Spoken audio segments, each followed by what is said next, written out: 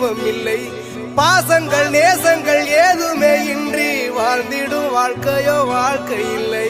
பிரிந்தே நாம் வாழ்கின்ற போதிலும் நினைவுகள் நம்மை சேர்த்து